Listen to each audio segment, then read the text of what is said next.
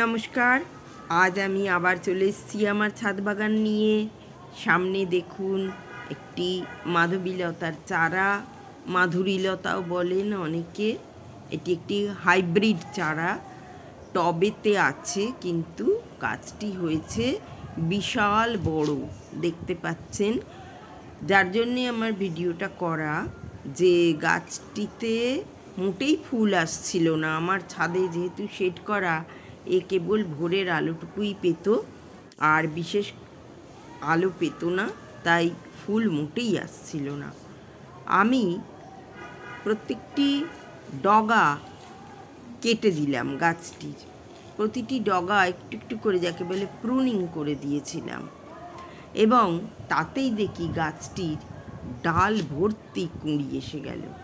এ তো অল্প দেখছেন আমি যেদিন ছবি তুলেছি, কিন্তু এখন এর পুরো গাছ ভর্তি কুঁড়ি। দেখতে পাচ্ছেন গাছটি কত বড়।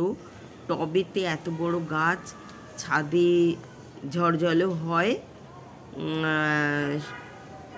উল্টে পড়ে যাওয়ার জন্য আমি একটু একে বেঁধে রেখে দিয়েছি।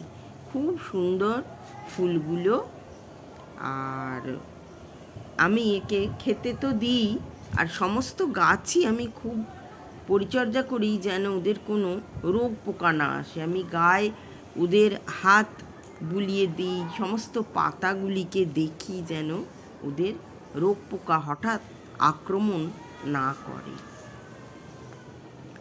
খুব সুন্দর গাছ। আমি খেতে দিয়েছিলাম সর্ষের খোল, কারণ জৈব সার তৈরি করার এখন সময়ও হচ্ছে না, এবং বর্ষাকালে তরল সার দেওয়াও যায় না।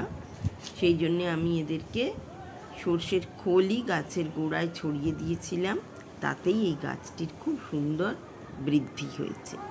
আপনারাও যদি আপনাদের ইচ্ছা হয় যে গেটের ধারেই করতে হবে, বিরাট বড় জায়গা চাই, এমন নয়, প্রয়োজন মতো আপনারা প্রুনিং করে নেবেন, গাছের ডালগুলো ছেঁটে দেবেন, ফুল যখন শেষ হয়ে যাবে গাছকে ছোট করে দেবেন, তাতে গাছ আরও ঝোপালো হয়ে উঠবে।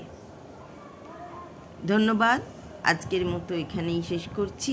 আমার ভিডিওটি সম্পূর্ণ দেখার জন্য অনেক ধন্যবাদ। ভালোবাসা, শুভকামনা সকলকে।